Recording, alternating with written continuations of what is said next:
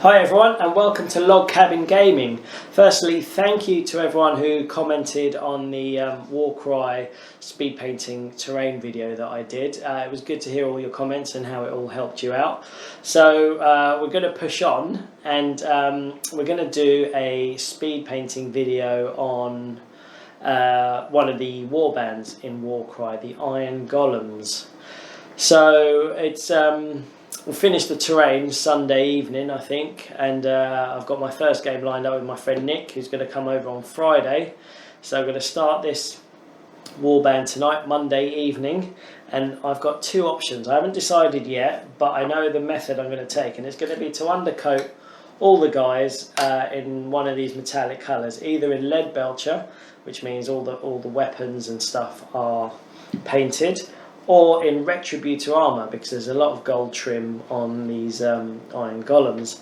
And then I'm going to use a contrast paint for the armour panels, either Flesh Tearers Red or Talassar Blue. I haven't decided yet. I don't know which one I want. But yeah, we're going to do a quick speed painting video. It's not going to be as quick as the terrain, because that was all dry brushing. This is a bit more in depth, because the minis are a bit more, they're a lot more detailed and there's a lot more fiddly stuff to do. But hopefully we'll get you guys up and running. I've got a few days to try and get them done, where hopefully the Iron Golems will face off against Nick's Corvus Cabal on Friday. And a few of you have mentioned that we should make more use of this bar, and we should, so it will be a respectable hour on a Friday afternoon when we start, so we will have the bar open. Maybe we'll run a Bar Cry series with Nick, as well as the Wife Cry series with my wife Davina, which will be underway soon. Again, what I want to do is thank everyone who liked and subscribed. So with that vein, if you could share this video, it'd be great to see where the community is. Share this video and tell us where you've shared it. So you could be like, oh, Markham, Toronto, or you know, Adelaide, Australia, or wherever. Everyone who shares and comments, what we'll do is we'll put everyone's name into a kind of hat at the end of one of the videos, and pull out a few names, and those guys will get a free Log Cabin Gaming t-shirt, and we'll send that to you wherever you are in the world. But yeah, it'd be great to kind of find out where the community is, and you never know, you might find somebody just around the corner from you that you didn't know played in your hometown. Okay, so without further ado, we are gonna go out and base coat the models in one of these colours, and I still haven't decided. But watch this space and we'll be right back.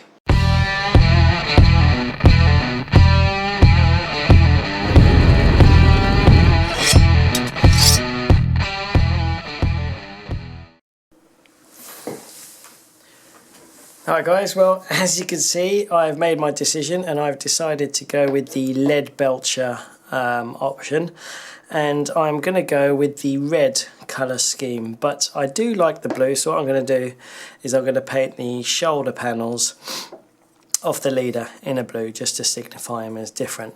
But the first thing we're going to do is we have got our contrast paint, Aggaros Dunes, I'm going to give.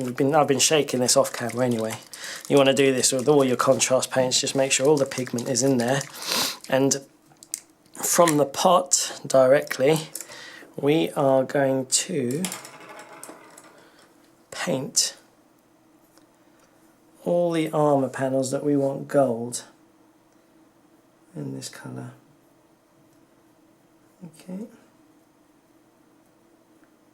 So I'm just going to move this around. Anything that we want gold, we are going to paint in this colour. And then we're going to do this for all 8 models, and then come back when it's dry.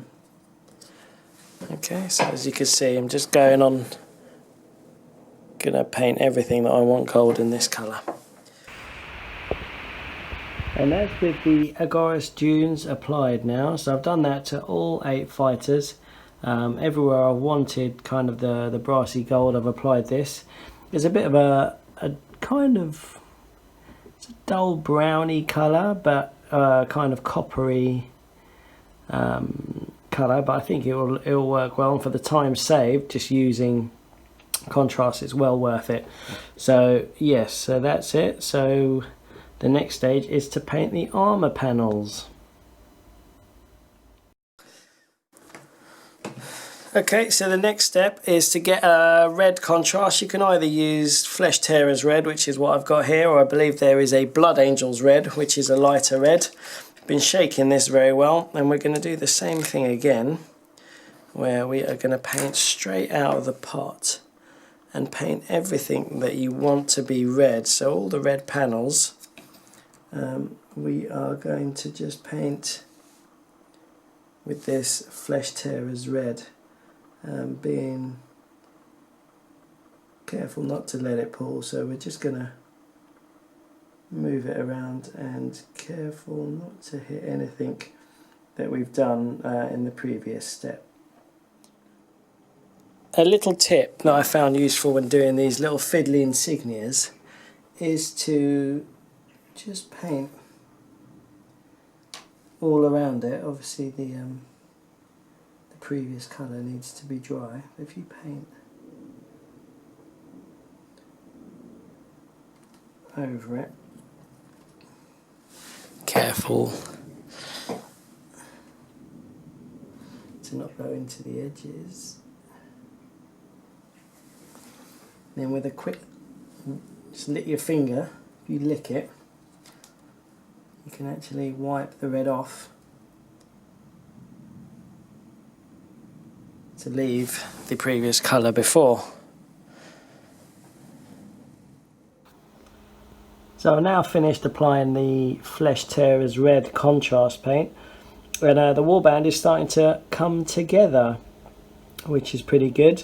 You'll have to take your time on this one. This is probably by far the longest stage because there's so many little intricate bits on the armour that you need to avoid. This in itself probably took me a couple of hours, whereas applying the Aggaros Dunes was probably, you know, quarter of an hour or so.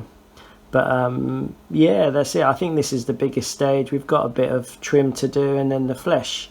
And then apart from basing, we're pretty much there. But yeah, take your time on the red. This is by far the longest stage, but the results should hopefully speak for themselves. Our next step is to take the contrast paint Talassar Blue, and we are going to apply this to the weapon grips and anything that resembles that. So we've got this guy here, so I'm just going to quickly apply that to the weapon grips over the Leadbelcher primer that we've done. Okay.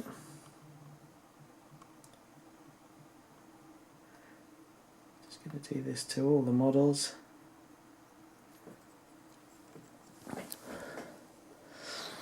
And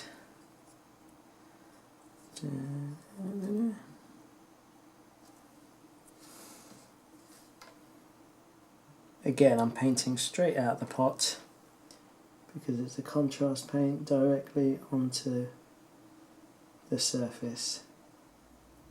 Now that the blue's applied, that's it, all the weapon grips are done, and we're pretty much near the end now. The final really big stage is the skin. But yeah, if we have a look at the leader, what I did was at the beginning of the video I wasn't sure whether I wanted to paint these guys blue or red, but so what I did was I gave the leader blue shoulder pads. I may end up recoating them in Leadbelcher and painting them red, but that's just there for you to see. If you are torn between between the red and the blue as well, this is kind of what the armour looks like. Move on to the skin now.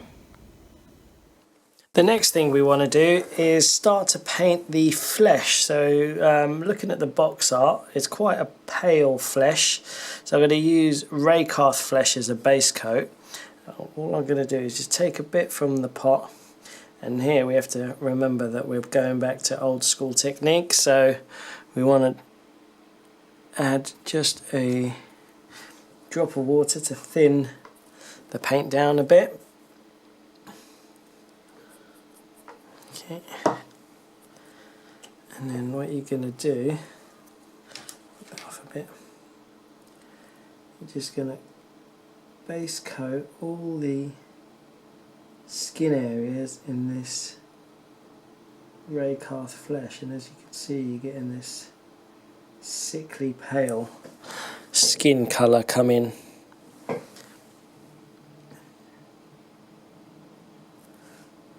Don't worry if it's too thin, just wait for it to dry and then you can cover it again, you know, with a second coat. Okay, so I'm going to go and do this for all the guys, wait for it to dry and then we'll be back.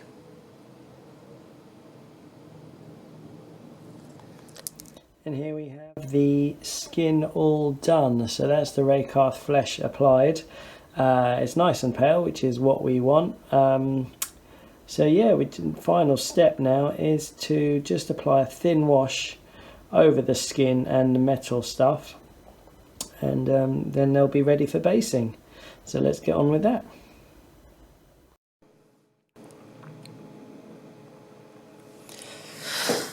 So we're now going to apply a wash to all the skin parts. I've got some Agrax Earthshade here, and I'm going to mix that in a 1-to-1 ratio with Lahmian Medium. Now the reason why I'm going to mix it with the Lahmian Medium is because the skin's quite pale. What I don't want is this wash to darken it really. All I want it to do is go into the recesses to you know, accentuate the depth and the shadow, so we don't want it too dark. Now we're going to paint this all over the miniature, but personally I prefer the weapons and chainmail to be done in a Nuln Oil. So if you've got time and you want to, you could do that. I've got time, so I'm going to go back. I'm not going to hit the chainmail or the weapons, but I will do all the skin and all the armour and weapon grips and what have you in this dilute Agrax Earthshade, and then I'm going to go back with my Nuln Oil and just do all the chainmail. I'm not going to dilute the Nuln Oil, but yeah, so that's what I'm going to do. You can see it starting to flow into the recesses and not overpower the colour. We still want this kind of pallid skin tone that they have. Oh, I forgot to mention, if at any point you've kind of forgotten what the model is supposed to look like, you can have a look at the character cards, because they've got the painted versions on there. So okay, so I'm going to continue to do this, and like I said, go back and do Nuln Oil for the like the weapons and the chainmail, and then I'm going to give it maybe half an hour or so, maybe an hour to dry, and then we'll see how that looks like.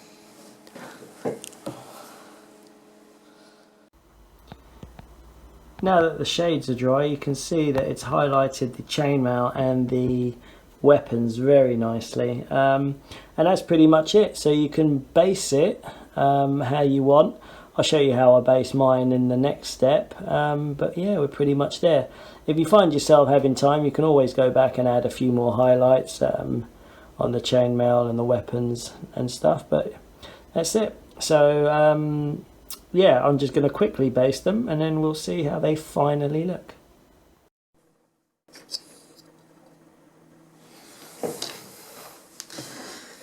So the way I base all my Age of Sigmar army is I use Armageddon Dunes, which is a texture paint, and then what you want to do is you want to use the texture tool and scoop a bit out and just start spreading it around the base like that, making sure you don't hit the feet.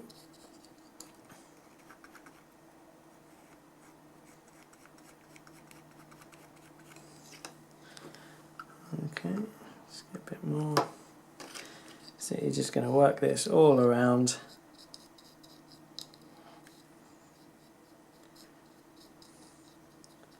I normally leave this overnight because it's normally the last thing I do before I go to bed. But when that's dry, I'll I give it a wash of Seraphim Sepia, and then dry brush it Ushabti Bone, and then you can add whatever tufts and skulls you want, and then paint the rim. I always go for Rhinox hide because I prefer that to black. I think it complements the models nicely. Yeah, well, that's pretty much it for basing. So I'm going to continue doing these, and then we'll see the final models. So I finished the bases off and gave them a quick spray of Munitorium varnish, and then added a bit of the technical paint Blood for the Blood God. It's important to do this after you varnish it, because the Blood for the Blood God is a bit of a gloss paint, and the varnish will matte it down and make it look dull. So I've just splashed a few bits of Blood for the Blood God on the weapons and on the ground, especially where maybe the dry brush has been a bit heavy, so just to break off some of the Ushabti Bone. But yeah, it's Wednesday night now, so did a few hours every evening, so it's not been too bad. It's a very decent result for the time. It was a lot quicker than it took me to paint my 10 Blood Warriors for my Khorne army, which are a very similar style model. But yeah, so I've got Thursday night to probably read the rules now and check, assemble the Beasts of Chaos should we need them. But yeah, if you could like, share and subscribe to this video, like I said at the beginning, and tell us where you're sharing it. I think that's quite important to know where your communities are, and it's very nice for me to know kind of where you guys are looking at from, and then hopefully we'll be giving away some free stuff soon. Well, thanks for that, and hopefully we'll see you on the next one.